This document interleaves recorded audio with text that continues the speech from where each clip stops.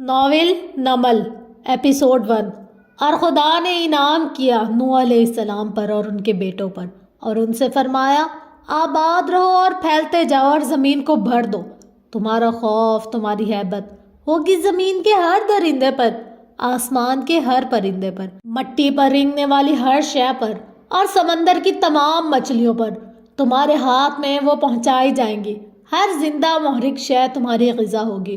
اور جیسے میں نے تمہیں عطا کیے سرسبز پودے، ویسے ہی میں تمہیں ہر شے عطا کروں گا، مگر تم ماس کو اس کی جان کے ساتھ نہیں کھاؤ گے، اور اس کی جان اس کا خون ہے، اور تمہاری جان کے خون کا میں حساب لوں گا، ہر درندے اور ہر انسان سے، اور میں یقیناً حساب لوں گا ہر انسان سے اس کے ساتھی انسان کی جان کا۔ عہد نامہ قدیم تورات، نہ مدعی نہ شہادت، حساب پاک ہوا۔ صحن تاریک تھا اور طویل برآمدہ نیم روشن، فجر کی 2 اذانیں دی جا چکی تھی اور آسمان گہرا جامنی تھا۔ برآمدے کے آگے کوٹھڑیاں در کوٹھڑیاں تھیں جن کے دروازے سلاخ دار تھے اور جن کی میلی دیواروں پر لکیریں نشان نام سے لکھے تھے۔ کچھ قیدی سو رہے تھے، کچھ جاگ رہے تھے۔ یہاں زندگی 2 انتہاؤں کے درمیان لٹکتی تھی۔ سیاہ دھاری سفید دھاری سے مکمل الگ ہو چکی تو فجر کی تیسری اذان گونجنے لگی۔ ہواؤں نے مؤذن کی آواز کو اپنے پروں پر اٹھایا اور صحن میں پھیلا دیا، اللہ سب سے بڑا ہے، اللہ سب سے بڑا ہے۔ ایسے میں برآمدے میں 2 پہرے دار ٹہلتے ٹہلتے ایک ستون کے سامنے آ کھڑے ہوئے تھے۔ ایک نے بیڑی سلگائی اور دوسرے کو پیشکش کی، جسے دوسرے نے مسترد کر کے پھر سے اس حوالاتی قید کوٹڑی کو دیکھا جس کے سامنے وہ کھڑے تھے۔ پہلے سپاہی عبدالشکور نے بھی گردن موڑی، پھر استہزائیہ مسکرا کر سر جھٹکا۔ محمد دین، بار بار اس بدمزاج آدمی کو نہ دیکھا کر، اس کا دماغ پہلے ہی خراب رہتا ہے، تیری ہمدردی سے وہ اور شیر ہو جائے گا۔ لبوں سے دھواں چھوڑتے اس نے تنبیہ کی، میں گواہی دیتا ہوں کہ اللہ کے سوا کوئی ایسا نہیں جس کی عبادت کرنی چاہیے۔ مؤذن کی صدا بار بار آ رہی تھی۔ محمد دین تعصب سے اسی کوٹری کو دیکھتا رہا جس میں سفید لباس میں ملبوس قیدی نماز کا کپڑا بچھاتا نظر آ رہا تھا۔ کیا یوں نماز پڑھنے سے اللہ معاف کر دیتا ہے؟ محمد دین نے مایوس آواز میں پوچھا۔ قیدی عباس 3 کلائیوں تک برابر کر رہا تھا جو اس نے وضو کے لیے اوپر چڑھائی تھی۔ اس کی پشت ان دونوں کی جانب تھی۔ قتل کبھی معاف نہیں ہوتا، اور جو اس کی طرح اپنی بیوی اور سگے بھائی کو قتل کر دے وہ تو کبھی معاف نہیں ہوگا۔ بیڑی کا بڑا سانس اندر کھینچ کر عبدالشکور نے فتویٰ دیا، میں گواہی دیتا ہوں کہ محمد صلی اللہ علیہ وسلم اللہ کے رسول ہیں۔ میں گواہی دیتا ہوں کہ محمد صلی اللہ علیہ وسلم اللہ کے رسول ہیں۔ مگر اس کی بیوی اور اس کے بھائی کے تعلقات تھے، اس نے غیرت کے نام پہ قتل کیا تھا، یہی سننے میں آیا ہے، تبھی تو 4 سال سے جیل میں ہے۔ محمد دین ستون سے ٹیک لگائے ترہم سے اسے دیکھ رہا تھا۔ نماز کی طرف آؤ، نماز کی طرف آؤ۔ قیدی اب کپڑے کے سرے پر کھڑا تکبیرات پڑھتا رفع یدین کر رہا تھا۔ برآمدے کی مدھم روشنی میں اس کا نیم رخ واضح تھا، سفید شلوار، سفید کرتا، بالکل کفن جیسا۔ اب گردن جھکی، ہاتھ سینے پر تھے، قدرے لمبے بال 2 انچ کی پونی میں بندھے تھے۔ اس کا عمومی تاثر صاف ستھرے، اونچے، مضبوط جسم اور خوبصورت نقوش والے مرد کا پڑتا تھا۔ فلاح کی طرف آؤ، فلاح کی طرف آؤ، اذان ہواؤں میں ترنم گھولتی سنائی دے رہی تھی۔ تو بیوی کو طلاق دے دیتا، بھائی سے تعلق توڑ لیتا، قتل کرنا ضروری تھا؟ اور لوگ نماز توبہ توبہ کے لیے نہیں پڑھتے، ان کو رہائی چاہیے ہوتی ہے۔ تلخی سے کہہ کر اس نے ایک اور کش کھینچا، مگر ایک بات ماننے کی ہے، اس کے غصے کے علاوہ یہ بندہ برا نہیں ہے۔ تجھے پتہ ہے اس کا انٹیلیجنس میں اتنا اونچا عہدہ تھا، اچھا خوبصورت جوان تھا، مگر بیوی ایسی نکلی کہ زندگی برباد ہو گئی فارس غازی کی۔ اندر فارس غازی اب رکوع میں جھک رہا تھا۔ نماز نیند سے بہتر ہے، نماز نیند سے بہتر ہے۔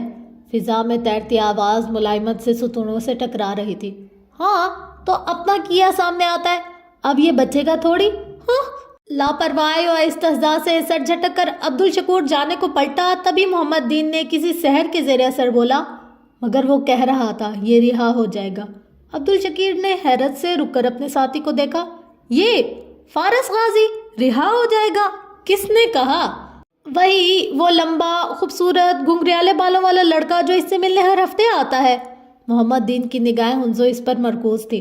فارس غازی اب سجدے میں سر رکھے ہوئے تھا، وہ اس کا بھانجا، کیا نام ہے اس کا، اور اس کے لگنے سے کیا ہوتا ہے؟ اس کی بات ہمیشہ سچ ہو جاتی ہے۔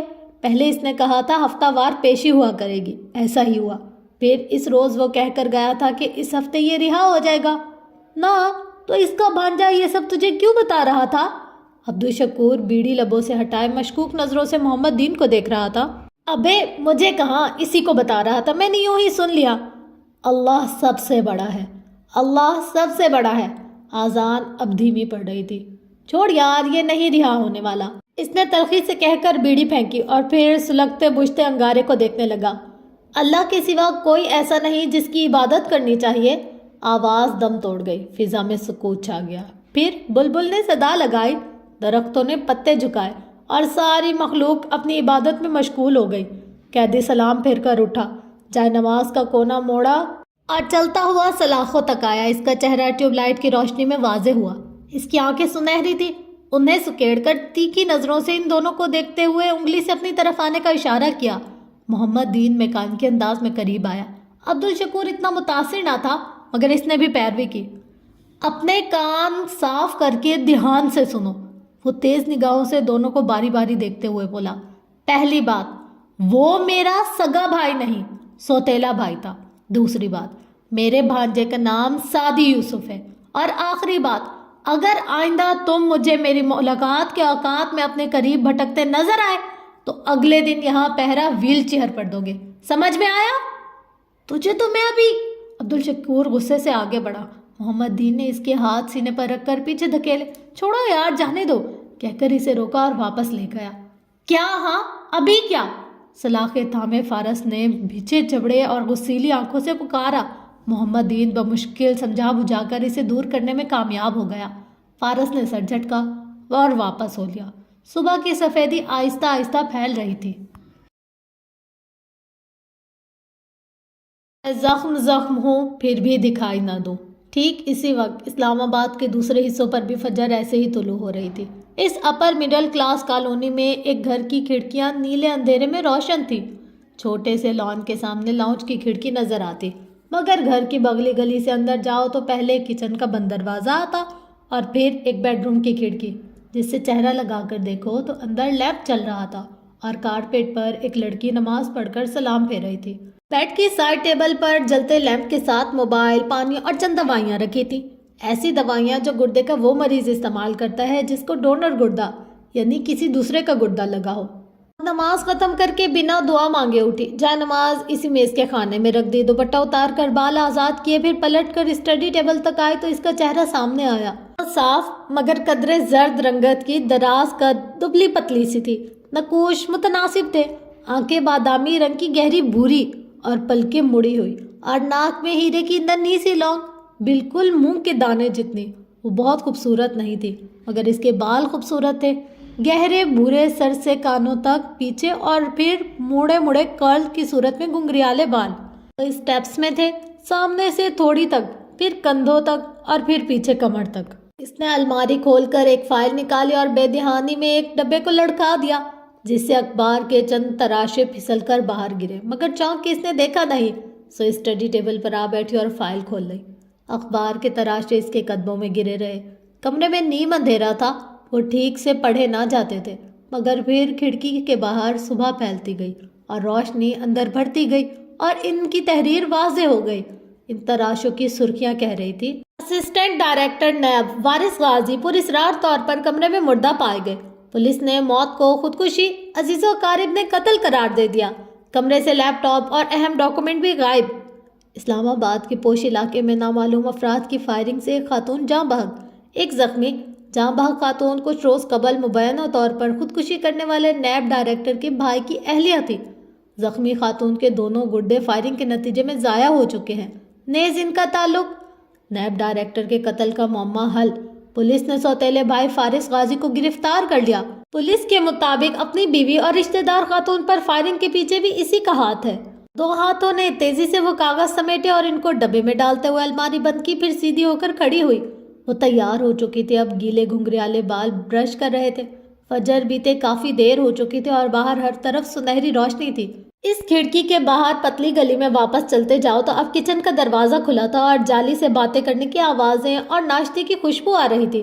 ملازم لڑکا کھڑا چائے دم پر رکھ رہا تھا، ساتھ ایک ہٹی کٹی اس طبقے کی عورت کھڑی تھی۔ وے صداقت، اماں کا سارا پیغام سمجھ میں آ گیا نا؟ اب میں تسلی سے گرائیں چلی جاؤں؟ وہ جیسے کوئی لمبی چوڑی بات سمیٹ رہی تھی۔ لڑکے نے ہاں نا چاچی کہتے ہوئے تشفیع کروائی۔ چاچی نے جیسے فراغت سے ادھر ادھر دیکھا۔ یہ تو اپنی باجی کا ناشتہ بنا رہا ہے۔ اس نے مالکن کی بابت استفسار کیا۔ ہاں، اور صاحب کا بھی، باجی کے ابو، 2 لوگ ہی تو ہیں گھر میں نہ۔ تو تیری باجی کی شادی وادی نہیں ہوئی؟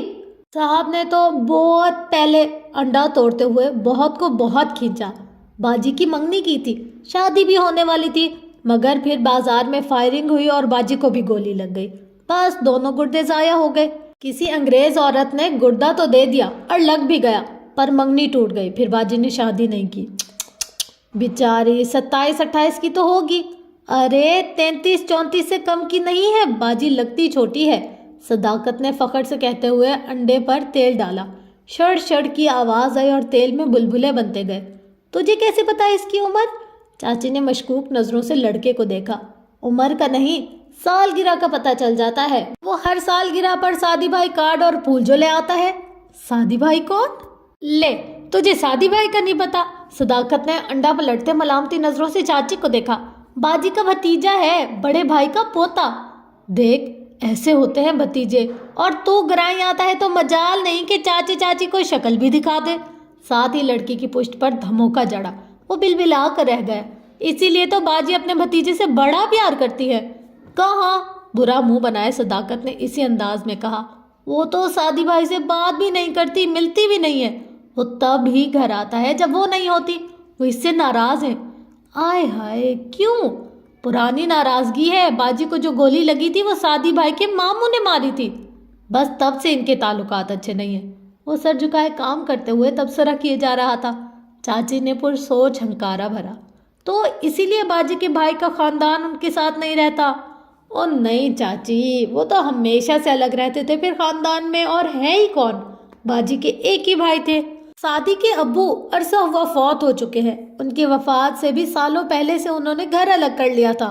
ان کی بیوی کی اپنی ساس اپنی مطلوبہ باجی کی مرحومہ امی سے نہیں بنتی تھی، پھر بھی باجی بڑا خیال کرتی تھی اپنے بھتیجوں کا۔ سادی بھائی لوگ 3 بہن بھائی ہیں، یہ تو بس اب کچھ سالوں سے ان کی بول چال۔ صداقت، اگر آپ ہمارے شجرہ نسب پر روشنی ڈال چکے ہو تو ناشتہ ٹیبل پر لگا دو گے؟ صداقت کے ہاتھ سے چمٹا گرتے گرتے بچا۔ چچی بھتیجا گھبرا کر پلٹے۔ وہ کوٹ بازو پر ڈالتے دوسرے ہاتھ میں پرس لیے چوکھٹ پر کھڑی تھی، اور یہ فکرہ اس نے بنا کسی غصے یا طنز کے بہت سادگی اور نرمی سے ادا کیا تھا۔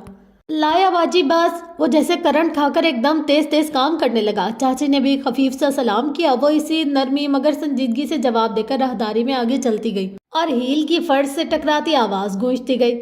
راہداری کے سامنے بڑا سا لیونگ روم تھا۔ اس کا آدھا حصہ صوفوں سے آراستہ ٹی وی لاؤنج تھا، باقی نصف میں ڈائننگ ٹیبل بچھی تھی۔ سربراہی کرسی کی جگہ پر ایک معمر صاحب ویل چیئر پر بیٹھے اینک ناک پر جمائے اخبار دیکھ رہے تھے۔ وہ دائیں ہاتھ کی پہلی کرسی پر آ بیٹھی، چیزیں ایک طرف رکھی، پلیٹ اٹھائی، کانٹا اس میں رکھا۔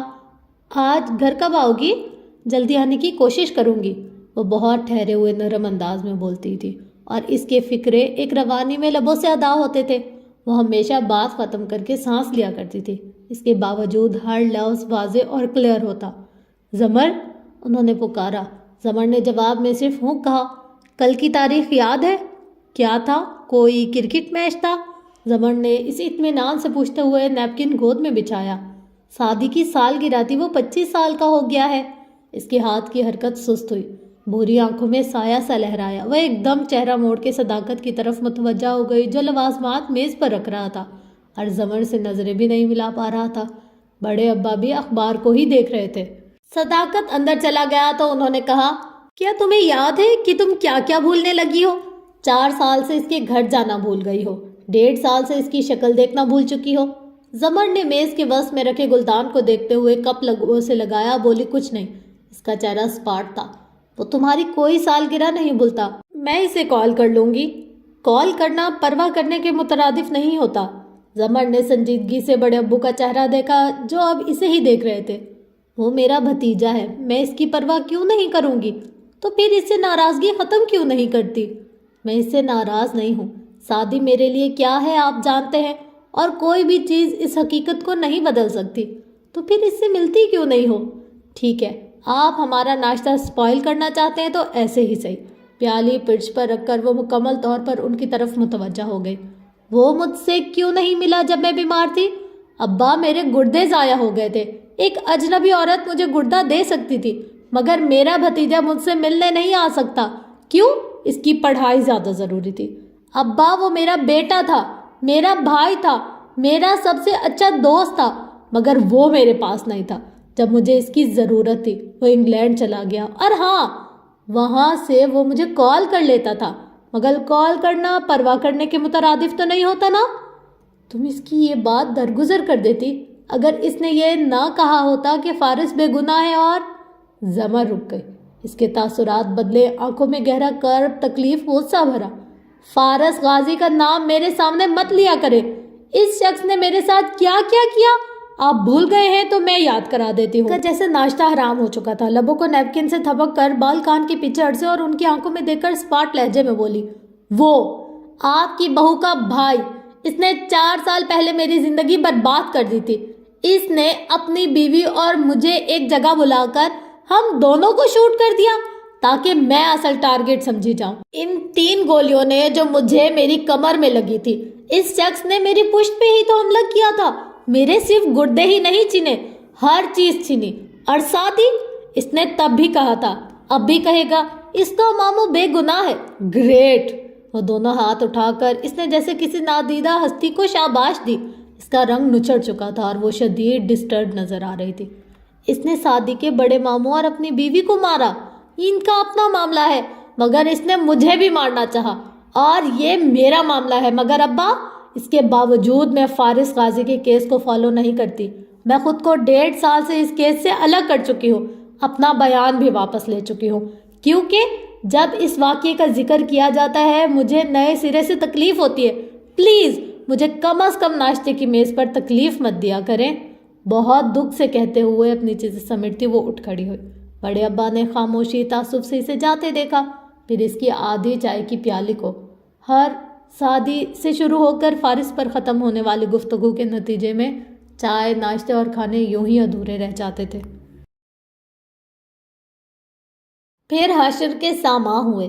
فجر کو گزرے ہوئے کئی ساعتیں بیت چکی تھی اور سورج ابھی تک ٹھنڈا تھا۔ شہر کے مضافات میں ایک پوش علاقے میں زندگی اتنی صبح بھی بیدار اور چاق و چوبند تھی جیسے کبھی سوئی نہ ہو۔ وہ ایک بلند اور عالیشان محل نما گھر تھا۔ باہر سیکیورٹی چیک پوائنٹس، مسلح گارڈ، کرنٹ سے لبریز تاریں تھیں۔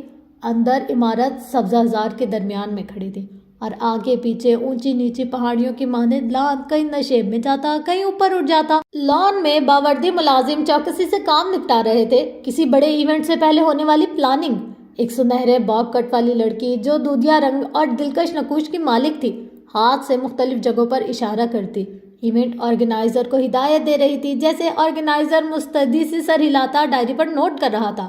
دور سے ایک فلپینو ملازمہ جو خوش شکل اور بااعتماد تھی اور سفید بلاؤز، اسکرٹ اور ٹائٹس میں ملبوس تھی، چلتی ہوئی آئی اور اس لڑکی کے سامنے مسکرا کر سر کو خم دے کر پوچھا، کیا آپ کو کسی چیز کی ضرورت ہے مس شہرین؟ شہرین آرگنائزر کو بتا رہی تھی کہ اسے پھول کیسے اور کدھر چاہیے۔ اس نے رک کر بیزار نظروں سے اس پر نظر ڈالی۔ صرف اتنا فیونا کہ تم ہر 2 منٹ بعد آ کر مجھ سے یہ سوال مت پوچھو، اور ناک سکیڑ کر مڑ گئی۔ فیونا کی مسکراہٹ پھر بھی برقرار رہی۔ سر کو خم دے کر وہ وہاں سے چلی آئی۔ یقیناً وہ عملے کی سپروائزر تھی۔ تبھی بہت تمکنت سے تھوڑی دور ایجنسی کی طرف سے آئی فاضل میڈز کے ساتھ جا کھڑی ہوئی۔ سب ٹھیک جا رہا ہے؟ اس نے تحکم سے جائزہ لیا۔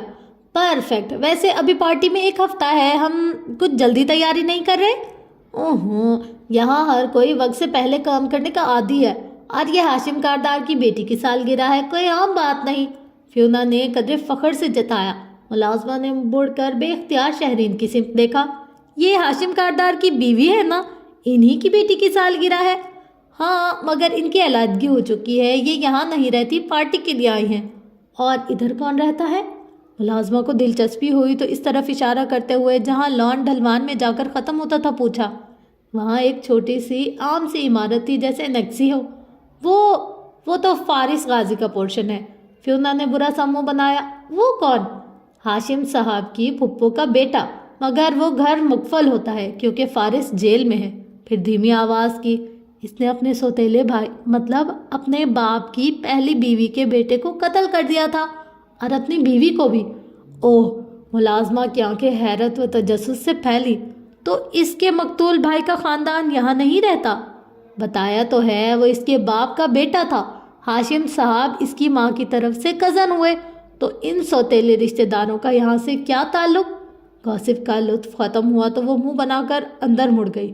گھر کے اندر داخل ہوتے ہی اس کی کروفر بھری چال میں عاجزی آ گئی۔ اس نے لیونگ روم پار کیا جس میں سیڑھیاں اوپر جاتی دکھائی دیتی تھی اور گھر کی 4 منزلیں ختم ہونے کے بعد چھت آتی۔ یوں لیونگ روم بہت عالی شان تاثر ڈالتا۔ پھر وہ ڈائننگ روم میں آئی اور سربراہی کرسی ادب سے کھینچی۔ یہاں سے لیونگ روم نظر آتا اور اسے اپنی مالکن بھی نظر آ رہی تھی۔ وہ مسکراتی ہوئی باریک ہیل سے تیز تیز چلتی آ رہی تھی۔ ٹائٹس پر انگریزی طرز کا بغیر آستین کے گھٹنوں سے اوپر آتا لباس پہن رکھا تھا۔ ہلکے برے ڈائی بال سیدھے اور کمر پر تھے اور شیرنی جیسی آنکھیں تھی۔ چہرہ خوبصورت اور ملائم۔ وہ یقیناً کافی عمر کی تھی مگر بے حد سمارٹ اور تر و تازہ۔ Good morning Mrs Jawaharat. Morning, مسکرا کر جواب دیتی وہ سربراہی کرسی پر ملکہ کی شان سے بیٹھی، نیپکن گود میں بچھایا اور بعد اب کھڑی فیونا کو شیر جیسے لہجے میں مخاطب کیا۔ میرے بیٹے کدھر ہے؟ ہاشم تیار ہو رہے ہیں اور نوشیروہ ابھی نہیں اٹھے۔ جواہرات نے جواب دیے بنا پلیٹ اپنے قریب کی۔ میم، آپ کی فلر ٹریٹمنٹ کی اپائنٹمنٹ آج شام کی ہے، آپ نے ریمائنڈ کروانے کو کہا تھا، اور میں نے یہ بھی کہا تھا کہ ایسی باتیں آواز مدھم رکھ کر کیا کرو۔ اسی شیرنی مسکراہٹ سے اس نے فیونا کو دیکھا۔ اور اپنا میک اپ کم کرو، مجھے اسٹاف کی بے ربطگی بالکل پسند نہیں ہے۔ Sorry ma'am. فیونا کی مسکراہٹ اڑن چھوئی۔ اس نے جلدی سے رومال سے لپسٹک رگڑی۔ جواہرات اب ناشتہ پلیٹ میں نکال رہی تھی۔ سیڑھیوں کے اوپر پہلے کمرے کا دروازہ بند تھا۔ اندر اے سی کی خنکی اور مردانہ پرفیوم کی مہک نے فضا کو معطر کر رکھا تھا۔ وہ ڈریسنگ ٹیبل کے شیشے کے سامنے کھڑا ٹائی کی ناٹ باندھ رہا تھا۔ کوٹ قریب ہی ٹنگا تھا، بال ماتھے پر پیچھے کو سیٹ کیے، وجیہہ نقوش، شاندار شخصیت اور پرکشش سیاہ آنکھیں، بالکل جواہرات جیسی۔ دفتن ٹائی درمیان میں چھوڑ کر اس نے وقت دیکھا اور موبائل اٹھا کر چند بٹن دبائے، پھر ایک کال ملائی۔ باجوہ صاحب، ابھی آپ کو ایک ای میل بھیجی ہے، اس کو دیکھنے کے بعد آپ مجھ سے یقیناً بات کرنا چاہیں گے۔ اگلے کی بات سنے بغیر مسکرا کر فون بند کیا اور رکھ دیا۔ ٹائی کی ناٹ باندھ چکا تو فون بجا اور پھر بجتا گیا۔ 6-7 کالز آئیں مگر اس نے انہیں نہیں اٹھایا۔ ذرا خاموشی ہوئی تو اس نے ایک اور نمبر ملایا۔ خاور، کام ہو گیا ہے، اس لڑکی جو بھی نام ہے اس کو غائب ہونے کو کہہ دو، اب وہ باجوہ سے نہیں ملے گی اور دوپہر تک میری سیکریٹری اس کی پیمنٹ کلیئر کر دے گی۔ کال کاٹی ہی تھی کہ پھر سے باجوہ صاحب کی کال آنے لگی۔ اس نے مسکرا کر یس کیا اور آئینے میں دیکھتے ہوئے خود پر پرفیوم چھڑکتے ہوئے بولا، کیسا لگا میرا تحفہ؟ اگر تم نہیں چاہتے کہ میں اس پہ تمہاری بیٹیوں کی رائے لوں تو آج ووٹ کے اجلاس میں تم میری قرارداد کے حق میں ووٹ دو گے، ورنہ میں کتنا بے رحم ہوں تم جانتے ہو۔ دوسرے کا غصہ، احتجاج، درخواست کچھ بھی سنے بغیر اس نے فون رکھ دیا۔ خود پہ 2-3 اسپرے مزید کیے، کف لنکس لگائے، کوٹ پہنا اور باہر نکلا۔ راہداری میں موجود باوردی ملازم نے فوراً اندر جا کر اس کا بریف کیس اٹھا لیا۔ وہ سیڑھیاں اتر کر نیچے آیا تو جواہرات جوس گھونٹ گھونٹ پیتی اسے دیکھ رہی تھی۔ اس نے قریب آ کر اس کا ماتھا چوما، پھر دائیں ہاتھ کی کرسی کھینچتے ہوئے بیٹھا۔ میرا خیال تھا کہ مسز کارداب اب تک آفس جا چکی ہوں گی۔ ساتھ ہی ہاشم نے آبرو سے فیونا کو جانے کا اشارہ کیا۔ وہ فوراً غائب ہو گئی۔ تمہاری ایکس وائف صبح سویرے آ گئی تو میں کیسے جاتی؟ شیری کیوں آئی ہے؟ ہاشم نے تو اس پر اسپریڈ لگاتے ہوئے غیر دلچسپی سے پوچھا۔ جواہرات نے نزاکت سے شانے اچکائے۔ سونیا کی سالگرہ ہم نے اسے اس کے گھر نہیں کرنے دی تو وہ ہفتہ پہلے سے تیاریاں شروع کر کے انتقام لے رہی ہے۔ سونیا کو ساتھ لائی ہے۔ جواہرات نے نفی میں گردن ہلائی۔ اینی ویز، باجوہ کا ووٹ میرے پاس ہے، یوں آج عبدالصمد کو ہم ووٹ آؤٹ کر دیں گے۔ جواہرات کھلے دل سے مسکرائی۔ یہ تم نے کیسے کیا؟ ہاشم مسکراتے ہوئے شانے اچکا کر بولا، ہاشم سب سنبھال سکتا ہے سوائے اس گھر کے اسٹاف کے، مطلب کوئی بندہ کام کا ہے یہاں؟ کبھی کوئی میری کار مار دیتا ہے، کبھی میرا سوٹ برباد ہو جاتا ہے، حد ہو گئی۔ آواز پر دونوں نے اس طرف دیکھا۔ ٹراؤزر اور شرٹ میں نوشیروہ بستر سے اٹھ کر آیا تھا اور بہت بگڑے موڈ میں آیا تھا۔ اور اب کیا ہو گیا؟ ہاشم نے چھری کانٹے سے ٹکڑا توڑتے ہوئے مسکرا کر اس کو دیکھا۔ میرا سوٹ برباد کر دیا اس جاہل ریاض نے۔ آپ اس کی پے سلپ اس کے حوالے کر دیں ممی، میں نے اسے فارغ کر دیا ہے۔ سیب اٹھا کر اس میں دانت گاڑتے ہوئے وہ خفا خفا سا بولا، وہ 24-25 سال کا خوش شکل نوجوان تھا، ہاشم جتنا نہیں مگر اچھا تھا۔ فرینچ کٹ اور بالوں کی الجھی بکھری اسپائکس، آنکھوں میں بیزاری اور لاپرواہی۔ جواہرات نے ناپسندیدگی سے اس کی بات سنی۔ تم کب بڑے ہوگے؟ جب ہاشم تمہاری عمر کا تھا تو وہ اتنا چھوٹا ہرگز نہیں تھا۔ ہاشم نے ماں کے ہاتھ پر ہاتھ رکھا اور نرمی سے ٹوکا۔ میں سمجھا دوں گا نا۔ اور پھر نوشیروہ کی طرف متوجہ ہوا۔ آج تمہیں آفس میں نظر آنا چاہیے۔ آؤں گا بھائی، مگر اپنے وقت پہ، اس نے اب مسکرا کر بے نیازی سے کہا۔ ہاشم نے بمشکل مسکراہٹ روکی۔ اس نوشیروہ پہ بہت کم غصہ آتا تھا۔ صبح ہو چکی ہے شیرو، اب تم بالکل نہیں سوگے اور تیار ہو کر آفس آؤ گے۔ اوکے، وہ لاپرواہی سے کہہ کر سیب کھانے لگا۔ ہاشم کا فون پھر سے بجنے لگا۔ اس نے جوس کا گھونٹ بھرا اور موبائل کان سے لگایا۔ ہاشم کارڈار، نسوانی آواز نے استفسار کیا۔ آگے بولو۔ اس کا لہجہ بے لچک اور سپاٹ تھا۔ میں کامران حیات کے آفس سے بات کر رہی ہوں، پلیز لائن پر رہیے گا، کامران صاحب بات کریں گے۔ اپنے باس کو بولو کہ میں سیکرٹری سے بات نہیں کرتا، اسے مجھ سے کام ہو تو مجھے خود کال کیا کرے، بے نیازی سے کہہ کر اس نے موبائل بند کر دیا۔ جواہرات اور نوشیروہ نے اپنی خفگی بھلا کر مسکراتی مگر فخریہ نگاہوں کا تبادلہ کیا۔ ہاشم کا موبائل پھر سے بار بار بجنے لگا تو شیرو کو کہنا پڑا، اٹھا لے بھائی، بیچارے کی کال شام کو اٹھاؤں گا، اسے پورا دن خوار ہونے دو، کام ہو تو ہاشم کاردار یاد آ جاتا ہے۔ وہ ناشتہ ختم کر کے اب اٹھ رہا تھا۔ جواہرات نے گردن اٹھا کر اسے دیکھا۔ کورٹ جا رہے ہو؟ پہلے آفس پھر کورٹ۔ جنرل نوید کے بیٹے والا مسئلہ وقت پر نہ گیا تو زمر سیٹلمنٹ سے انکاری ہی نہ ہو جائے۔ اس مغرور عورت کا کوئی بھروسہ نہیں۔ زمر کو میرا سلام کہنا، جواہرات نے دلچسپی سے کہا۔ شیور۔ ہاتھ صاف کر کے اس نے موبائل اٹھایا ہی تھا کہ وہ پھر سے بجا۔ ہاشم نے ہاں خاور بولو کہہ کر عجلت میں کال ریسیو کی تھی، مگر دوسری طرف جو کہا جا رہا تھا اسے سن کر وہ بالکل رک گیا، آنکھیں سکیڑ لیں اور آہستہ آہستہ واپس بیٹھ گیا۔ اچھا، خیر، پچھلے 2 مہینوں میں وہ کس کس سے ملا ہے؟ اپنے وکیل کے علاوہ مجھے ایک ملاقات کی تفصیل دو۔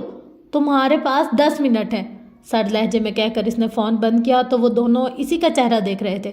اس نے صرف ایک لفظ کہا، فارس۔ جواہرات کے ہاتھ سے سیب کی کاش پھسلی، آنکھوں میں الجھن ابھری۔ فارس کا کیا ذکر؟ اس کا کیس، آج اس کا فیصلہ متوقع ہے۔ وہ ڈسٹرب لگ رہا تھا۔ جواہرات سانس لینا بھول گئی۔ اور تمہیں اب پتہ چل رہا ہے؟ ہاشم کی آنکھوں میں خفگی ابھری۔ میں اراضی کے مقدمات میں پھنسا تھا، اس طرف دھیان نہیں کیا، مجھے عجیب لگ رہا ہے کہ اس کا فیصلہ اچانک سے آنے والا ہے۔ ڈائننگ ہال میں خاموشی چھا گئی۔ جواہرات کی مسکراہٹ اب غائب تھی، وہ بالکل یکٹک ہاشم کو دیکھ رہی تھی۔ ڈونٹ وری، وہ رہا نہیں ہوگا، ہاشم کو کہنا پڑا۔ اسے رہا ہونا بھی نہیں چاہیے، اور تم اس بات کو یقینی بناؤ گے ہاشم؟ وہ بے حد مضطرب لگ رہی تھی۔ میں سنبھال لوں گا ممی۔ ہمارے اس کزن کے رہا ہونے کا مطلب ہے کہ عدالت کے نزدیک وہ قاتل نہیں ہے۔ یقیناً اگلا سوال یہ ہوگا کہ پھر قاتل کون ہے؟ نوشیروہ نے سیب کھاتے ہوئے کہا۔ دونوں نے بے اختیار اسے دیکھا۔ اس کا ہلتا منہ رک گیا۔ یوں ہی کہہ رہا تھا، اسے کندھے اچکائے۔ یہ بات میں دوبارہ تمہارے منہ سے نہ سنوں شیرو۔ جواہرات نے بمشکل غصہ ضبط کیا، پھر ہاشم کو دیکھا جیسے خود بھی وہی سوال پوچھ رہی ہو۔ اس کی شیرنی جیسی آنکھوں میں تپش تھی۔ ہاشم نے ذرا سے کندھے اچکائے۔ فیصلہ اس کے خلاف ہی آئے گا، ڈونٹ وری، وہ باہر نہیں آئے گا، اور آ بھی جائے تو مجھے کوئی فرق نہیں پڑتا۔ تبھی اس کا فون پھر سے بجا۔ اس نے فوراً کال وصول کی۔ ہاں خاور؟ اچھا، سنجیدہ اسپاٹ تاثرات کے ساتھ وہ سنتا رہا، پھر فون رکھ دیا۔ سعدی یوسف، اس نے ہولے سے کہا۔ سعدی ہے اصل مسئلہ۔ نوشیروہ کا چہرہ یوں ہو گیا جیسے اس نے زہریلا سیب نگل لیا ہو۔ مت چھیڑو ہم اہل جنوں کو۔ زمر نے جب گاڑی سگنل سے تیزی سے گزاری تو بتی زرد تھی اور اس کے نکلتے ہی وہ سرخ ہو گئی۔ اس نے بے اختیار سائیڈ مرر میں دیکھا، ٹریفک سارجنٹ اس کو اشارہ کر رہا تھا۔ گہری سانس لے کر سر جھٹکتے اس نے کار سائیڈ پر کی، انجن بند نہیں کیا، بٹن دبایا، شیشہ نیچے گرتا گیا۔ اس نے سن گلاسز اوپر کر کے گھنگریالے بالوں پر لگائے اور اسٹیئرنگ پر دونوں ہاتھ رکھ کر منتظر سی نظر آنے لگی۔ بی بی، آپ نے سگنل توڑا ہے۔ وہ کھڑکی تک آیا اور کھردرے لہجے میں بولا۔ سگنل میرے گزرنے کے بعد ریڈ ہوا تھا۔ اس نے گردن ذرا اٹھا کر بے نیازی سے جواب دیا۔ نہیں جی، آپ نے لال بتی کراس کی ہے، چالان تو بنتا ہے۔ وہ بک کے صفحے پلٹتے ہوئے معمول کے مطابق کہہ رہا تھا۔ آپ اسے سنبھال کر رکھے، کیونکہ ہم دونوں کو پتا ہے کہ میں نے سگنل نہیں توڑا۔ بتی زرد تھی۔ تو آپ کو معلوم ہوگا کہ زرد کے بعد بتی لال ہوتی ہے. آپ کو نہیں گزرنا چاہیے تھا. وہ قلم کھول رہا تھا. پھر آپ کو بھی معلوم ہوگا کہ آپ کے سگنل کا ٹائمر خراب پڑا ہے. اس نے سگنل کی جانب اشارہ کیا. تو مجھے کیسے پتا چلے گا کہ کتنے سیکنڈ بعد بتی سرخ ہوگی؟ بی بی آپ بحث کیوں کر رہی ہیں؟ چالان دے اور جائیں. وہ اکتا کر بولا. زمر نے اس بات میں گردن ہلائی، چابی گھمائی اور کار بند کی. پھر سر اٹھا کر اسے دیکھا. میں تو چالان نہیں دوں گی کیونکہ میری غلطی نہیں ہے. اور آفیسر آپ مجھ سے اونچی آواز میں کافی بدتمیزی سے بات کر رہے ہیں، اس لیے میں کروں گی یہ کہ میں کار ادھر سائڈ پر لگاؤں گی، پھر ڈسٹرکٹ بار فون کروں گی. آدھے گھنٹے میں یہاں بار کے نمائندے اور مخالف میڈیا چینل کے کیمرے ہوں گے اور میں اسی جگہ پریس کانفرنس کر کے ان کو بتاؤں گی کس طرح نااہل ٹریفک پولیس اپنے ٹائمر ٹھیک کروانے کے بجائے خواتین کو روک کر ان سے بدتمیزی کر رہے ہیں. اور جب سارا میڈیا آئی جی ٹریفک کو لائن پر لے کر ان کی کارکردگی پر سوال اٹھائے گا تو وہ یقیناً سب سے پہلے اس آفیسر کا نام جاننا چاہیں گے جس نے ایک خاتون کو غلط روک کر نہ صرف اسے سماعت پر وقت پر پہنچنے سے بھی روکا، کیونکہ میں ڈسٹرکٹ پروسیکیوٹر زمر یوسف ہوں، اور اگر میں 5 منٹ بھی لیٹ ہوئی اور اس سے کیس پر ذرا سا بھی اثر پڑا تو میں اس امر کو یقینی بناؤں گی. آپ اپنی زندگی کے اگلے 5 سال عدالت کے دھکے کھاتے ہوئے گزاریں گے. میں جن لوگوں سے روزانہ ڈیل کرتی ہوں وہ قاتل، چور اور ریپسٹ ہوتے ہیں، اس لیے میری کار سے ہاتھ ہٹائیں، جا کر اپنی ڈیوٹی کریں اور مجھے میری ڈیوٹی کرنے دیں. اس نے گلاسز واپس آنکھوں پر لگایا، چابی گھمائی، اسٹیئرنگ پر دباؤ بڑھا. آفیسر بے اختیار پیچھے ہٹا اور وہ زن سے کار آگے لے گئی. اللہ ان عورتوں کو زبان نہ دے. ہاں پھر وکیل نہ بنائے. وہ غصے اور بے بسی سے بڑبڑاتے ہوئے اپنی جگہ پر واپس جا رہا تھا. اس شہر دل نواز کے آداب دیکھنا. سعدی فارس کا بھانجا. جواہرات نے اچنبے سے آبرو اٹھائے. نوشیروان نے بیزاری سے سیب رکھ دیا. اس کا کھانا حرام ہو چکا تھا. وہ ہر ہفتے فارس سے ملنے آتا ہے. ہاشم گہری سوچ میں ڈوبا آنکھوں کی پتلیاں سکوڑے کسی غیر مرئی نقطے کو دیکھ رہا تھا. اس میں کوئی غیر معمولی بات نہیں ہے، مگر وہ مجھے بھی اپنے آس پاس نظر آیا ہے 1-2 دفعہ بالکل رینڈم جگہوں پر جہاں اس کا کوئی کام نہیں تھا. یہ لڑکا کچھ گڑبڑ ہے. ہاشم پہلے سے زیادہ ڈسٹرب لگ رہا تھا. ہاشم مجھے اس سارے مسئلے کا حل بتاؤ. وہ مضطرب اور بے چین سی بولی. امی بھائی سنبھال لے گا نا. ہاشم نے سنا ہی نہیں. اس کا دماغ تیزی سے کام کر رہا تھا. اس نے فیونا کو آواز دی اور اسے 2 دعوت نامے لانے کو کہا. بہت عرصہ ہوا میں اس سے نہیں ملا، شاید 1.5 سال ہو گیا ہے. اب اسے میری پارٹی میں آنا چاہیے. وہ جیسے کوئی لاہے عمل ترتیب دے کر بولا. او پلیز، اگر وہ آئے گا تو میں پارٹی میں نہیں آؤں گا. میں اسے اپنے گھر میں نہیں برداشت کر سکتا. نوشیروان کا موڈ بگڑ چکا تھا. یونیورسٹی کے 5 سال میں نے اسے برداشت کیا ہے، وہ نہیں. پھر یکا یک اس کے تاثرات بدلے. وہ کھڑا ہو گیا. جواہرات نے لاؤنج کی سمت دیکھا. شہرین ادھر ہی آ رہی تھی. نوشیروان کا چہرہ ایک دم چمکنے لگا. جواہرات نے مسکرا کر گہری سرد نظروں سے باری باری دونوں کو دیکھا. آپ کب آئیں؟ مجھے پتہ ہی نہیں چلا. نوشیروان کو اپنے رف حلیے پر جیسے شرمندگی ہوئی. بدقسمتی سے شہرین میری بیٹی کی ماں ہے اور اس کی سالگرہ کی تیاری کے لیے یقیناً ارلی مارننگ ہی آئی ہوگی. ہاشم مسکرا کر کہتے ہوئے اٹھا اور مڑ کر اسے دیکھا. وہ بیزار سے نظر انداز کر کے جواب دیے بنا جواہرات کی طرف متوجہ ہوئی. میں نے سٹنگ ارینجمنٹ فائنل کر دی ہے، آپ دیکھ لیجیے گا. پھر نوشیروان کو دیکھ کر تکلفاً مسکرائی. ہاشم تب تک باہر نکل چکا تھا. لسٹ میں 2 نام اور بھی ایڈ کرنے ہیں، سعدی یوسف اور زمر یوسف. جواہرات نے اسی سرد مسکراہٹ کے ساتھ نشاندہی کی. شہرین ذرا چونکی. سعدی؟ وہ فارس کا بھانجا؟ آپ اسے جانتی ہیں؟ نوشیروان کو برا لگا. وہ ابھی تک کھڑا تھا. کچھ زیادہ نہیں. وہ سنبھل کر بے نیاز نظر آنے لگی. پھر جب جانے کے لیے پلٹی تو جواہرات نے آواز دی. کیا تم شام میں آؤ گی؟ نہیں، وہ باہر جا چکی تھی. جواہرات نے مسکرا کر نوشیروان کو دیکھا اور نزاکت سے ایئرنگ پر انگلی پھیرتے ہوئے بولی. وہ ایک دن میں بھی دوسری دفعہ اس گھر میں آنا پسند نہیں کرتی. نوشیروان چونکا، پھر خفیف سے سر جھٹکا اور کھڑا ہو گیا. یہ سادی لوگوں کا ریسٹورنٹ وہی ہے نا؟ بات بدلنے کو اس نے پوچھا یا پھر وہ واقعی اسی نہج پر سوچ رہا تھا. جواہرات نے اشانے اچکا کر گلاس لبوں سے لگا لیا. ہوا کی زد پہ بھی 2 چراغ روشن ہے. صبح ابھی تازہ سی اور سفیدی سنہری پن میں نہیں بدلی تھی.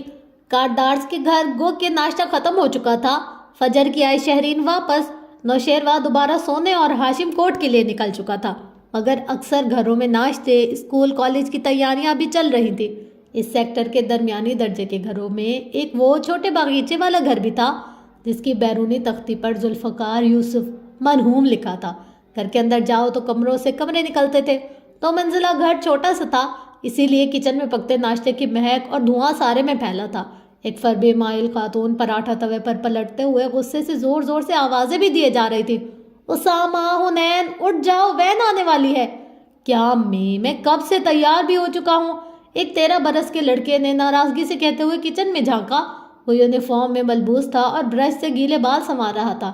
اس کے بال گہرے بھورے اور گھنگریالے تھے، اپنی زمر پھپھی کی طرح۔ ندرت نے عجلت میں مڑ کے اسے دیکھا۔ اچھا، شاباش، اور حنین کدھر ہے؟ کٹو بیگم ابھی تک سو رہی ہیں۔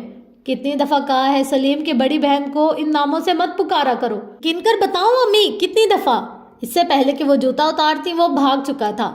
ایک کمرے میں آ کر وہ رکا، وہاں 2 پلنگ مخالف دیواروں سے لگے تھے۔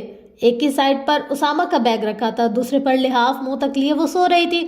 حنین، حنین، اس کے نام کو لمبا کھینچ کر پکارا۔ کٹو بیگم اٹھ جاؤ۔ پھر غصے سے اس کا لحاف میں دبکا بازو ہلایا۔ اندر کوئی جنبش نہیں ہوئی۔ اسامہ کے تاثرات بدلے، آنکھوں میں شرارت چمکی۔ وہ پائتنی کی طرف آیا، وہاں ایک نسوانی پیر لحاف سے باہر تھا۔ اس نے 2 انگلیوں سے پیر کے نیچے گدگدی کی، پیر تیزی سے اندر کھینچتا گیا، ساتھ ہی لحاف اتار کر وہ دھاڑی۔ بدتمیز الو، میں تمہیں چھوڑوں گی نہیں۔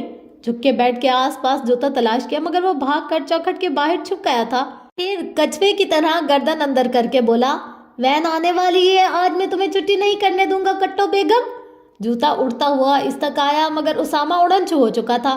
میں چھٹی کر بھی نہیں رہی، پیپر ہے میرا، مگر مجال ہے جو یہ 10 منٹ سے زیادہ سونے دے۔ وہ منہ وسوڑتی فرش پر پیر مارتی اٹھی۔ کیا یار، روز صبح صبح اٹھنا پڑتا ہے۔ پھر جیسے کچھ یاد آیا، لپک کر راہداری میں آئی اور زور سے چلائی، موٹے آلو، اب آنا تم میرے پاس کاپی پہ کور چڑھانے یا نوڈلز بنوانے۔ غصہ نکال کر اندر آئی، گھڑی دیکھی، اوہ نو، وہ بھاگ بھاگ کر تیار ہونے لگی۔ الماری کھولی تو کپڑوں کا ڈھیر باہر کو گرا۔ بمشکل اس ڈھیر کو ہاتھ سے روک کر اندر سے ایک سوٹ کھینچا، ڈھیر کو واپس دھکیلا اور باتھ روم میں گھس گئی۔ باہر آئی تو جلدی جلدی جوتے پالش کیے، کپڑوں کوئی خاص استری نہ تھے، ساتھ ساتھ امی کی سلواتیں۔ کئی دفعہ کہا ہے کہ رات کو کام کر کے رکھا کرو، جس دن میں نہ کروں تم دونوں کوئی کام نہیں کرو گے۔ وہ راہداری کے سرے پر گول میز پر ناشتہ رکھتے افراتفری میں ڈانٹ بھی رہی تھی۔ ایک میرا سادی ہے، کبھی مجھے تنگ نہیں کیا، بغیر کہے ہر کام کرتا ہے۔ وہ جو زمین پر بیٹھی جوتے پالش کر رہی تھی ایک دم رکی۔ امی، بھائی کہاں ہے؟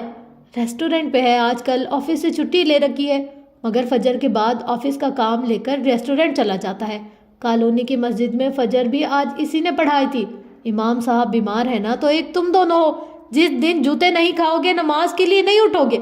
اللہ، بھائی بھی نا چھٹی لے کر بھی کام کرنا نہیں چھوڑے گا۔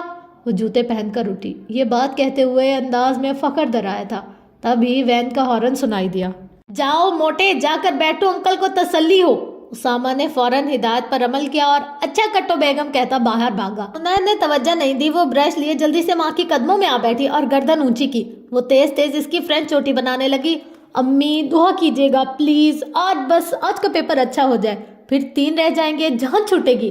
وہ سر اونچا کیے کہہ رہی تھی۔ وہ 20-21 سال کی دبلی پتلی سی لڑکی تھی، رنگت گندمی اور نقوش معمولی، خوبصورت تو بالکل نہیں تھی مگر اچھی لگتی تھی۔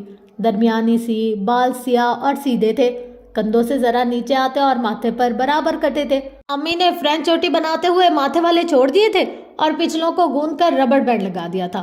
بیگ اٹھا کر دوپٹہ کندھے پر برابر کر کے باہر نکلتے نکلتے حنین نے ایک دم مڑ کر ندرت کو پکارا، امی، بھائی نے وعدہ کیا تھا کہ آج فارس ماموں رہا ہو کر گھر آ جائیں گے۔ امی، کیا وہ واقعی آ جائیں گے؟ اس کی آواز میں امید بھی تھی اور آس ٹوٹنے کا خوف بھی۔ تمہارے بھائی نے کب اپنا وعدہ پورا نہیں کیا؟ ندرت نم آنکھوں سے مسکرائی تو وہ بھی مسکرا دی۔ وین کا ہارن پھر بجا تو وہ بوکھلا کر باہر بھاگی۔ اسامہ اگلی سیٹ پر انکل کے ساتھ بیٹھا تھا اور پچھلی نشستوں پر لڑکیاں بیٹھی تھی۔ حنین کے بیٹھتے ہی وین چل پڑی۔ اس کی کلاس فیلو رافیہ نے ذرا منہ بنا کر کہا، حنین جلدی آیا کرو۔ اسامہ نے گردن موڑ کر اسے دیکھا۔ رافیہ باجی، جب آپ لوگ 31 اسٹریٹ میں رہتے تھے اور آپ کو ہم سے بعد میں انکل پک کرتے تھے تو ہم بھی آپ کا اسی طرح انتظار کرتے تھے۔ رافیہ ہونٹ سکیڑ کر خاموش رہی۔ حنین نے فاتحانہ نظروں سے اسے دیکھا اور اپنا بیگ آگے اسامہ کی طرف بڑھایا جسے اس نے اپنے قدموں میں رکھ لیا۔ رافعہ اور سجل نے بھی اپنے اپنے بیگ اسی نیت سے اٹھائے کہ ذرا زیادہ آرام سے بیٹھ سکے۔ اس سے قبل کہ وہ اپنے بیگ آگے پاس کرتی، حنین نے بازو بڑھا کر اسامہ کی گردن کی نبض محسوس کی، پھر لڑکیوں کو دیکھتے ہوئے ایکسائٹڈ سی بولی، ابھی سانس لے رہا ہے، ایسا کرو تم سب اپنے بیگز دے دو تاکہ بچے کا سانس صحیح سے تو بند ہو۔ بیگز آگے بڑھتے ہاتھ فوراً رکے اور منہ بنا کر واپس ہو گئے۔ حنین کے چہرے کے تاثرات بدلے اور وہ تنبیہ نظروں سے ان سب کو دیکھ کر پیچھے ہو کر بیٹھ گئی۔ اسامہ نے گردن ذرا موڑ کر مسکراہٹ چھپاتے اسے دیکھا اور ایک آنکھ دبا لی۔ حنین نے بھی بے ساختہ امٹ کر آتی مسکراہٹ روک لی۔ گھر کی مرغی اور باہر کی دال میں واضح فرق تھا۔ اسلام آباد پہ صبح کا دودھیا پن زرد ہو کر خستہ پڑ گیا تھا اور سورج سوا نیزے پر پہنچا تو سارے درخت پسینے میں نہا گئے، مگر لندن میں ابھی صبح تازہ تھی۔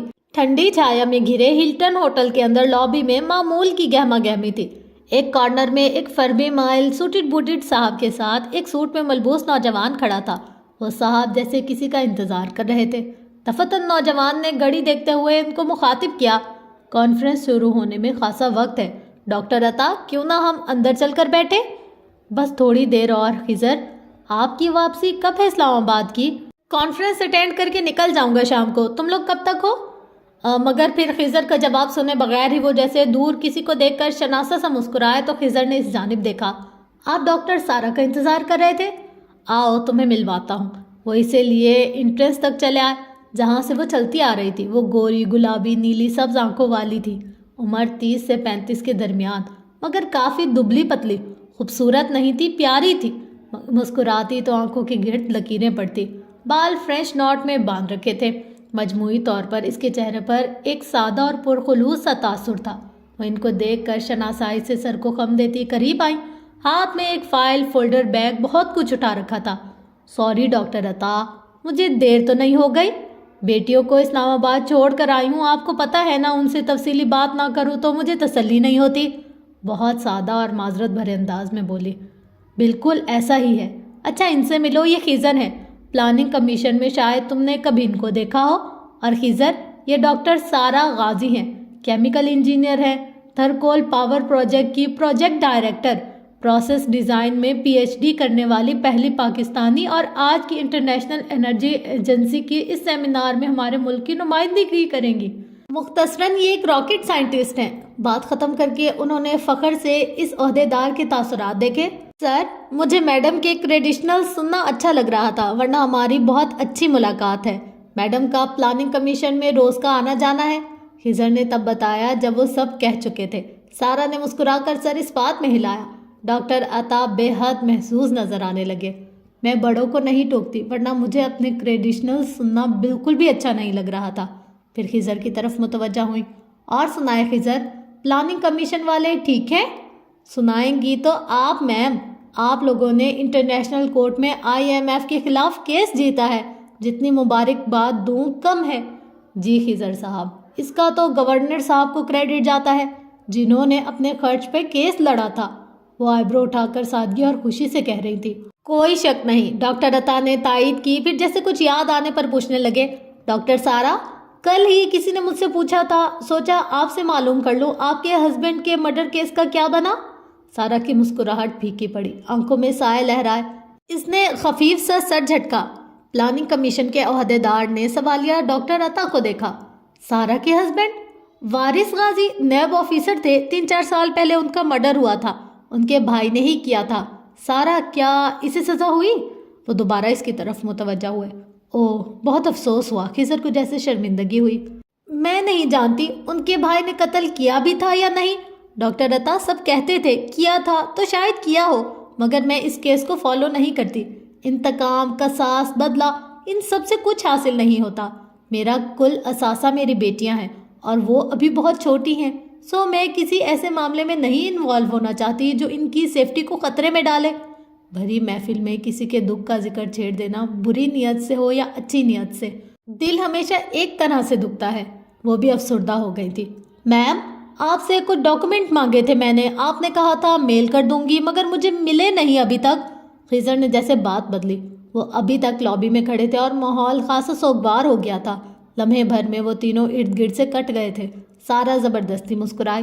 آئی ایم سوری خضر، میرا سینئر انجینئر چھٹی پر ہے کچھ دنوں کی، میں شام میں اسلام آباد واپس جا رہی ہوں، جاتے ہی اس کو یاد کراؤں گی، وہ آپ کو میل کر دے گا۔ او ہاں، میں پوچھنے لگا تھا آپ کا سینئر انجینئر آپ کے ساتھ ساتھ وہی ہوتا ہے ہمیشہ؟ آج نظر نہیں آ رہا، وہ کسی ذاتی کام میں مصروف ہے، کہتے ہوئے اس کی زبردستی کی مسکراہٹ قدرے مسکان میں بدلنے لگی۔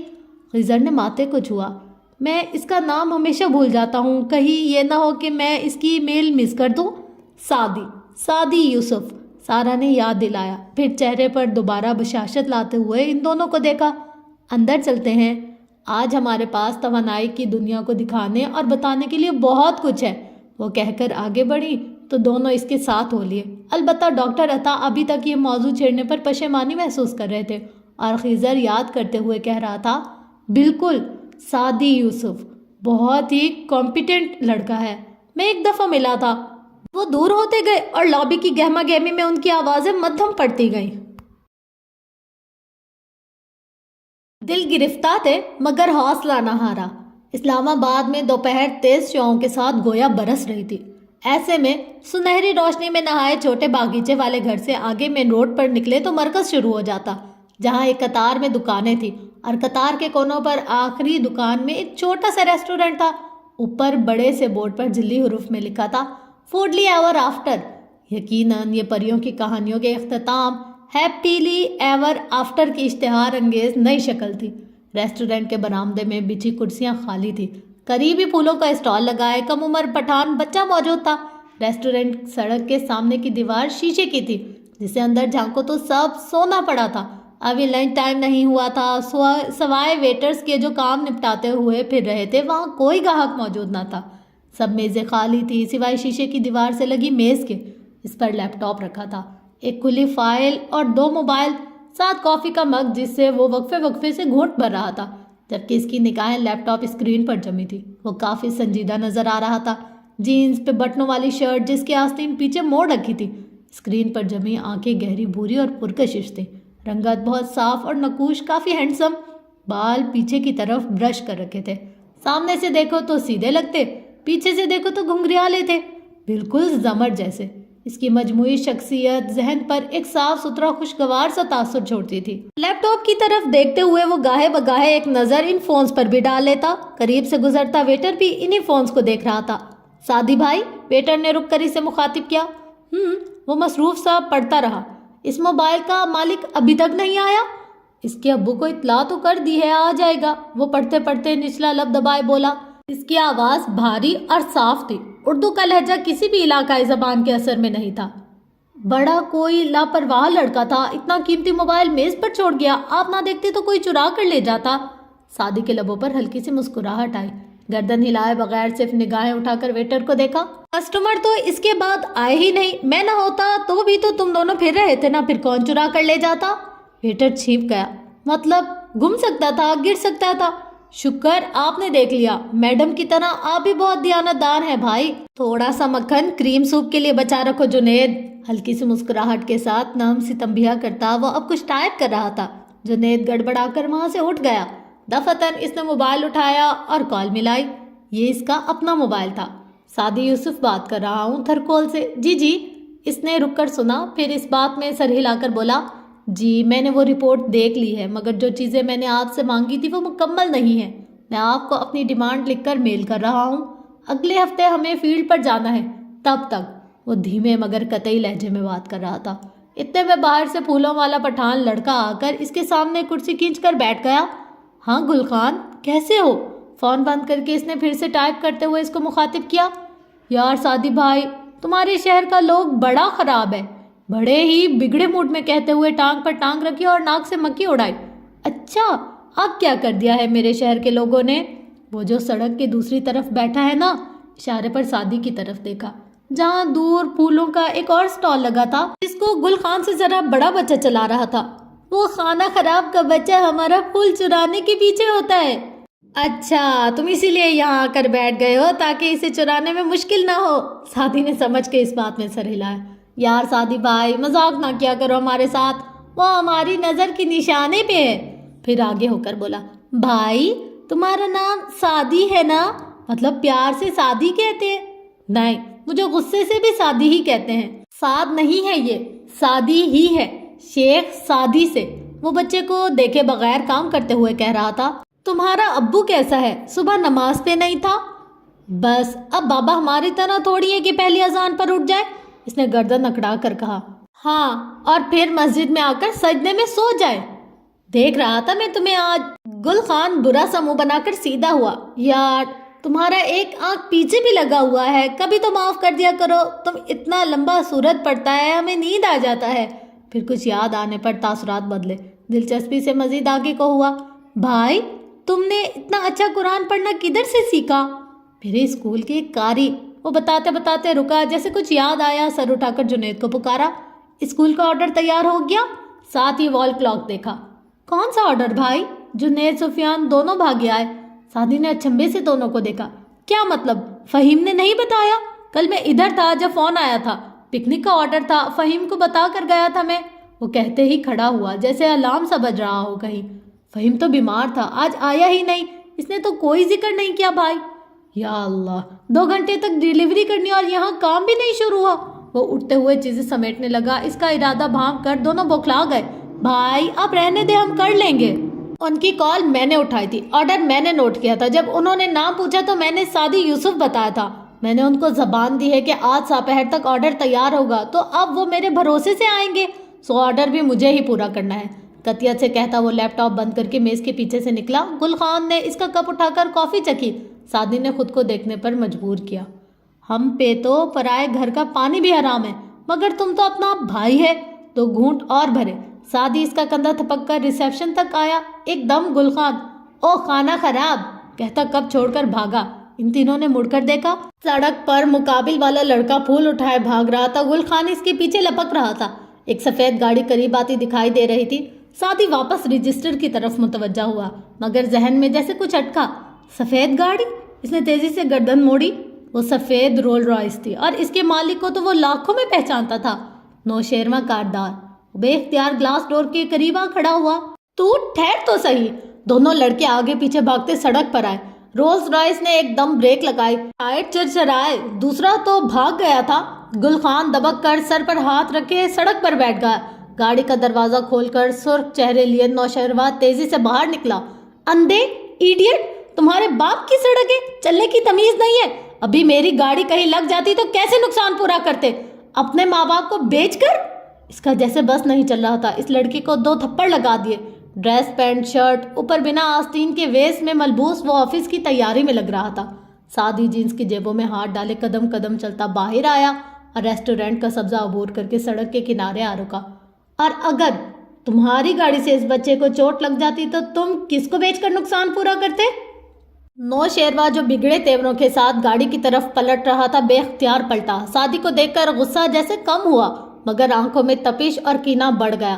گل خان لپک کر سعدی کے پیچھے آ کھڑا ہوا۔ اچھا میں سمجھ گیا۔ نوشیروہ نے تیش کو دبا کر طنزیہ مسکرانے کی کوشش کی۔ یہ شاید تمہارا مین بزنس ہے، ان آوارہ لڑکوں کو چوٹیں لگواؤ اور پھر گاڑیوں کے مالکان سے رقم وصول کرو۔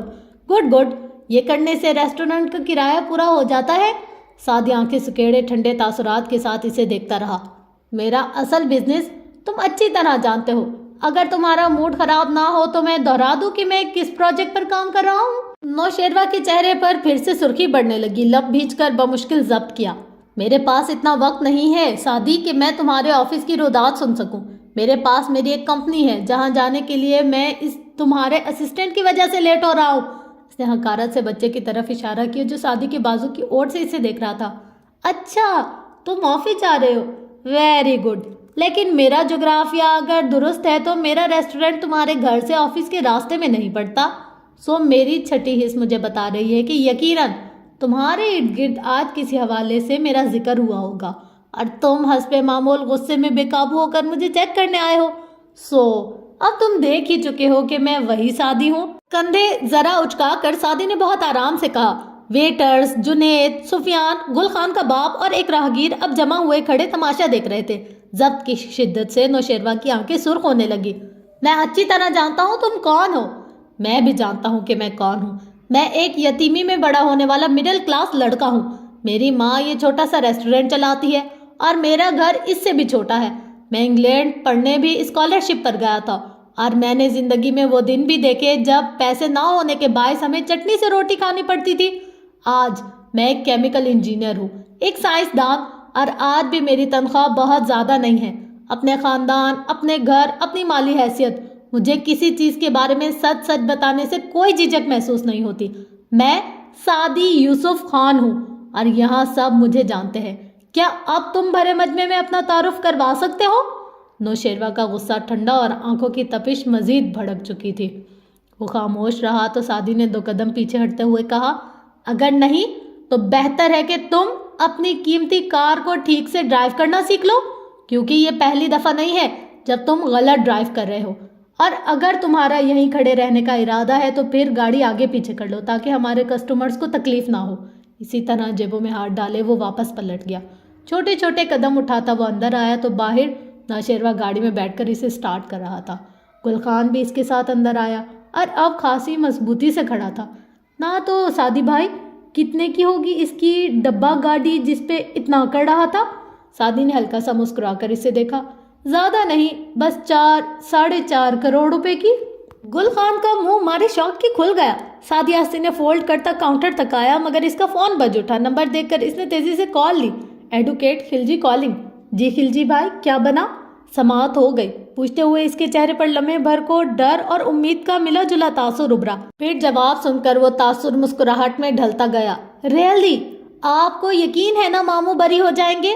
اوکے, میں دعا کر رہا ہوں. فون رکھ کر اس نے فوراً باہر دیکھا. نوشیروہ کی کار جا چکی تھی, اس کی دھول تک وہاں نہیں تھی. سعدی نے پرعزم مسکراہٹ کے ساتھ دور آسمان کو دیکھا. یہ خبر سن کر آپ کی شکل کیسے ہو گئی؟ میں دیکھنا چاہتا ہوں ہاشم بھائی. اور پھر عملے کی طرف مڑ گیا. کم آن بوائز, ہمارے پاس ابھی 2 گھنٹے ہیں.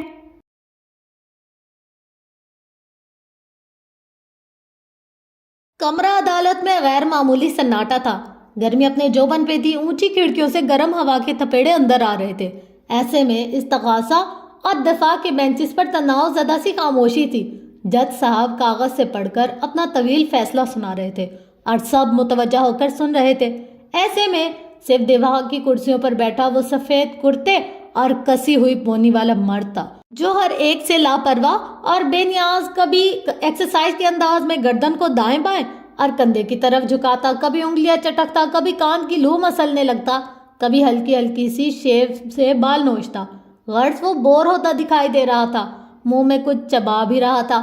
اس کے اپنے وکیل خلجی صاحب بھی وقفے وقفے سے اس کو دیکھتے تھے. اس کو اپنی طرف نگاہیں پھیرتے دیکھ کر وہ ہلکا سا مسکراتا اور پھر چہرہ کسی اور طرف موڑ کر بالکل اسپاٹ سے تاثرات بنا لیتا. خلجی صاحب سر جھٹک کر رہ جاتے. فارس غازی ان کو اسی طرح کبھی کبھی عاجز کر دیتا تھا. عدالت نے سرکار بنام فارس غازی میں تمام گواہوں, پولیس اور مقتول کے اہل خانہ سب کے بیانات اور دیگر شواہد کا بغور مطالعہ کیا ہے. ہم نے فورینسک رپورٹ اور پوسٹ مارٹم رپورٹ اور پولیس کی تفتیش کو بھی بہت توجہ سے دیکھا ہے. جج صاحب کی آواز کمرے میں گونج رہی تھی. ایسے میں فارس خلجی صاحب کی طرف جھکا اور سرگوشی کی. یہ کتنی دیر اور بولے گا؟ خلجی صاحب نے ایک برہم نگاہ اس پر ڈالی. غازی, تھوڑا صبر کرو. یہ تمہاری زندگی کا اہم ترین دن ہے. 4 سال سے تم قید میں پڑے ہو. آج تم یا تو رہا ہو جاؤ گے یا پھانسی چڑھو گے, اس لیے فی الوقت دعا کرو. اچھا, اس نے تابعداری سے سر ہلایا. لیکن یہ ابھی کتنی دیر اور بولے گا؟ خلجی صاحب نے گہری سانس لی. جتنی دیر بھی بولے گا تمہیں اس کو سننا ہے. فارس گہری سانس لے کر پیچھے ہو گیا. گواہوں کے اپنے بیانات سے پھر جانے اور بہت سے گواہان کے پیش نہ ہونے کے باعث عدالت کے لیے فیصلہ کرنا آسان ہو گیا ہے. جج صاحب کی آواز گونج رہی تھی. وہ اینک ناک پر دھرے چہرہ جھکائے نکات پڑھ پڑھ کر سنا رہے تھے. ناکافی گواہیوں اور عدم ثبوت کے باعث فارس غازی پر لگے الزامات میں شک پیدا ہو گیا ہے. استغاثہ کے ثبوت گو کہ اپنی جگہ ٹھوس ہے, لیکن وہ کسی بھی صورت ریزنیبل ڈاؤٹ سے مستثنا نہیں ہے. اس لیے عدالت ہمیشہ کی طرح شک کا فائدہ ملزم فارس ظہیر غازی کو ہی دینے جا رہی ہے. فارس اب منہ میں مسلسل کچھ چباتا کھڑکی سے چھن کر آتی دھوپ کو دیکھ رہا تھا. اس کی سنہری آنکھیں روشن کرنوں کے باعث جلتے بجھتے دیو جیسی لگتی تھی. اس زمن میں فارس غازی ولد ظہیر غازی اپنی بیوی زرتاشا غازی اور سوتیلے بھائی وارث غازی کے قتل کیس میں مجرم ثابت نہیں ہوتا. اس لیے معزز عدالت فارس غازی کے اوپر لگے تمام چارجز مسترد کر کے پولیس کو ان کو باعزت رہائی کا حکم جاری کرتی ہے، نیز اس کیس سے اور ان الزامات سے ہمیشہ کے لیے ملزم کو بری کرتی ہے۔ خلجی صاحب اور ان کے ساتھی وکلا بے اختیار کھڑے ہوئے تھے، وہ ایک دوسرے سے گلے مل رہے تھے۔ استغاثہ کے بینچ پر ایک بیزاری سی تھی، وہ حیران بھی تھے اور بددل بھی۔ خاموشی مجروح ہوئی تھی۔ جج صاحب فیصلہ سنا کر اٹھ کے جا رہے تھے، آوازیں بلند ہو رہی تھی۔ ایسے میں خلجی صاحب نے ایک دم اسے ڈھونڈنا چاہا تو دیکھا وہ چپ چاپ کمرہ عدالت سے باہر جا رہا تھا۔ وہ اس کے پیچھے لپکے ان کا چہرہ فرط جذبات سے تمتما رہا تھا۔ راہداری میں انہوں نے اسے جا لیا۔ وہ سپاہیوں کی میت میں جا رہا تھا مگر اس کو ہتھ کڑی نہیں لگائی گئی تھی۔ غازی مبارک ہو، وہ اس سے گلے ملے پھر الگ ہوئے۔ سعدی نے بہت محنت کی تمہاری کیس کے لیے، تمہیں بہت مبارک ہو کہ تم رہا ہو گئے۔ ڈبل جبتی کے قانون کے تحت اب کبھی بھی ان 2 قتلوں کا مقدمہ تمہارے اوپر نہیں چلایا جائے گا۔ افسوس، فارس نے ہولے سے سر جھٹکا۔ اس کے چہرے پر سادگی سی تھی۔ صبح 2 پولیس والوں سے جھگڑا ہوا میرا، ابھی ان کو سبق سکھانا تھا، لیکن اب رہا ہو گیا ہوں۔ یہ نہیں ہو سکے گا، کچھ دن مل جاتے تو ان کی طبیعت اچھے سے صاف کرتا۔ خلجی صاحب نے افسوس سے اسے دیکھا۔ تمہیں جیل نے کیا بنا دیا ہے فارس غازی؟ سوائے لڑائی جھگڑے کے تم ہر چیز بھولتے جا رہے ہو۔ تمہاری زبان بھی سی کلاس قیدیوں والی ہو گئی ہے۔ لے، سی کلاس میں ہی تو تھا۔ اس نے شانے اچکائے۔ خلجی صاحب نے بہت سے سخت الفاظ اندر روکے۔ لیکن اب تم رہا ہو گئے ہو، اب تم نے اپنی زندگی میں کوئی جلد بازی اور بے وقوفی نہیں کرنی۔ اب یہ بدماشوں والے کام چھوڑ دو، شریف آدمی بن کر رہو جیسے سوسائٹی میں رہا جاتا ہے۔ تمہارے خاندان نے بہت بھاگ دوڑ کی ہے تمہارے لیے، اب ان کو اپنی طرف سے پریشان نہ کرنا۔ اچھا، وہ لاپرواہی سے ادھر ادھر دیکھ رہا تھا، چہرہ بے تاثر سا تھا۔ اب یہاں سے نکل کر کوشش کرنا کہ اچھی جاب ڈھونڈو، اچھی سی لڑکی سے شادی کرو اور ایک پرسکون زندگی گزارو۔ اپنے غصے کو کنٹرول کرنا سیکھو۔ باہر کی دنیا جیل جیسی نہیں ہے غازی، اس میں تم بات بات پر لوگوں کی ہڈی پسلی نہیں توڑ سکتے۔ اب تمہیں اپنی زندگی کو سنجیدہ لینا ہوگا۔ پھر رک کر اسے دیکھا۔ کچھ پوچھو گے نہیں اپنے کیس کے بارے میں؟ فارس نے سنجیدگی سے انہیں دیکھا۔ فیس مل گئی آپ کو ابھی یا نہیں؟ خلجی صاحب نے گویا برا مان کر اس کا چہرہ دیکھا جو بالکل اسپاٹ تھا، جیسے کسی بات کا کوئی اثر نہ ہوا ہو۔ اس سے پہلے کہ وہ کچھ کہتے انہوں نے یکا یک کچھ محسوس کیا، جیسے ایک لمحے کے لیے کچھ بدلا تھا۔ فارس کی نگاہوں کا رخ، وہ ان کے کندھے کے پیچھے کسی کو دیکھ رہا تھا اور اس کی آنکھوں کی ساری کیفیت بدل گئی تھی۔ خلجی صاحب نے پلٹ کر دیکھا۔ راہداری میں بہت سے لوگ چلتے جا رہے تھے، ان میں وہ بھی تھی، گھنگریالے بالوں والی پروسیکیوٹر جس کی ناک میں ہیرے کی ایک لونگ تمک رہی تھی۔ وہ 2 عورتوں کے ہمراہ چلتی سیدھ میں دیکھتے آگے جا رہی تھی۔ فارس کے قریب سے گزری تو نگاہ اٹھی، اس کی آنکھیں بھوری تھی۔ ایک ثانیہ کو بھوری آنکھیں سنہری آنکھوں سے ملی، پھر وہ آگے بڑھ گئی۔ فارس غازی کا چہرہ اس ایک پل میں بالکل بدل گیا تھا، جیسے وہ کوئی اور انسان ہو۔ اگلے ہی پل وہ واپس ویسا ہی ہو گیا اور سر جھٹک کر دوسری سمت میں ہو لیا۔ خلجی صاحب نے بہت دفعہ ان دونوں کو راہداریوں اور برآمدوں میں ایک دوسرے کے پاس سے گزرتے دیکھا تھا۔ ہر دفعہ یہ ایک لمحہ ضرور آتا تھا۔ اس کی رہائی کی خبر ہاشم کو جب ملی تو وہ کوریڈور میں کھڑا کسی سے فون پر بات کر رہا تھا۔ اس نے کمال ضبط سے اپنے کڑوے ہوتے تاثرات چھپا لیے۔ وہ ابھی اتنا مصروف تھا کہ ایک دم ریئیکٹ نہیں کر سکتا تھا۔ البتہ اس نے خود سے عہد کر لیا کہ اگر اس میں سعدی کا ہاتھ ہے تو اسے حساب دینا ہوگا، اور توجہ زمر کی طرف مبذول کر دی جو سامنے فائل کے صفحے سرسری انداز میں پلٹتی تیز تیز اس طرف آ رہی تھی۔ ایک معمر خاتون اور ایک دوپٹہ اوڑھے نوجوان لڑکی بھی اس کے ہمراہ تھی۔ ہاشم کوریڈور کے سرے پر اسے ملا۔ زمر اس کے سلام کا مختصر جواب دے کر آگے ہو لی۔ وہ بنا کچھ کہے ساتھ چلنے لگا۔ ایک کروکٹ والا نوجوان اس کے ساتھ تھا۔ کورٹ روم تک کی یہ واک خاموشی سے کٹ جاتی اگر ہاشم کی کسی بات کے جواب میں وہ نوجوان بگڑے تاثرات سے یہ نہ کہتا، انہیں میرا شکر گزار ہونا چاہیے کہ میں رقم ادا کر رہا ہوں، ورنہ کورٹ میں یہ مجھے ریپسٹ، عزت لوٹنے والا ثابت نہیں کر سکتے۔ ساتھ ہی دبے دبے غصے سے اس لڑکی کو دیکھا۔ ہاشم نے نظروں سے تنبیہ کی مگر زمر کے قدم ایک دم رک گئے۔ وہ گھوم کر اس کے سامنے آیا اور سنجیدہ مگر تیکھی نگاہوں سے اس کو دیکھا۔ آپ کو میرا شکر گزار ہونا چاہیے کہ میں نے آپ کو سیٹلمنٹ دی ہے، ورنہ اگر ہم ٹرائل پر جاتے تو آپ کو معلوم ہے کیا ہوتا؟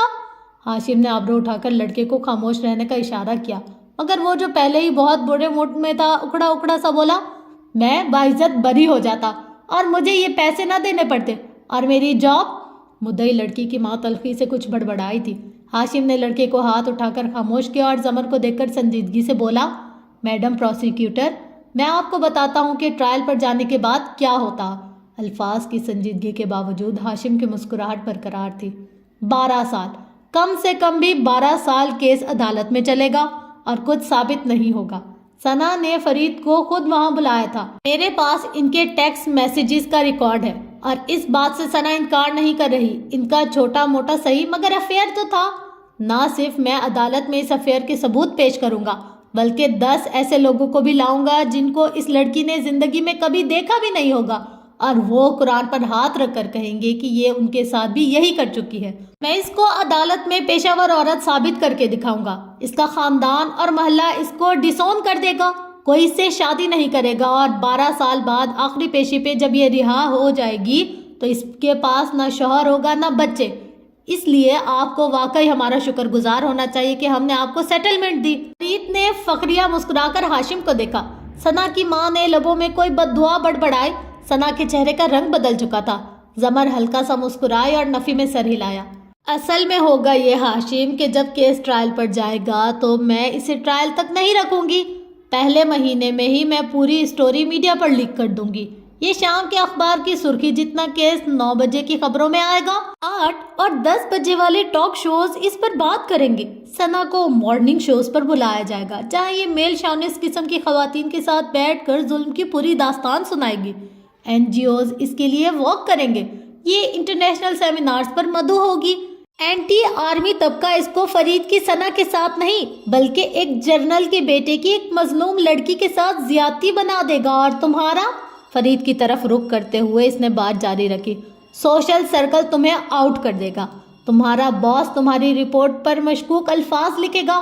کوئی بھی لڑکی تم سے شادی کرنے سے پہلے 100 دفعہ سوچے گی، کیونکہ قاتل کو لوگ قبول کر لیتے ہیں، بدکار کو نہیں۔ میں ثنا کو ایک اسٹار بنا دوں گی، اور 12 سال بعد تم کیس جیت بھی جاؤ تو تم بہت کچھ ہار چکے ہوگے، اور وہ ہارے ہوئے رشتے تمہیں یہ تمہارا 50,000 کا ہیئر کٹ اور 2.5 لاکھ کے سوٹ پہنے کھڑا وکیل واپس نہیں لا کر دے گا۔ اگر میں تمہاری جگہ ہوتی تو پروسیکیوٹر کے ساتھ اپنے منہ سے نکلنے والے اگلے الفاظ کو روک لیتی۔ مسکراہٹ معدوم تھی اور ایک کٹیلی نظر ان دونوں پر ڈال کر وہ آگے بڑھ گئی۔ فرید کا چہرہ اب ثنا سے مختلف نہ تھا۔ ہاشم پہ البتہ کوئی اثر نہ ہوا تھا۔ وہ کندھے ذرا سے اچکا کر اس کے پیچھے ہو لیا۔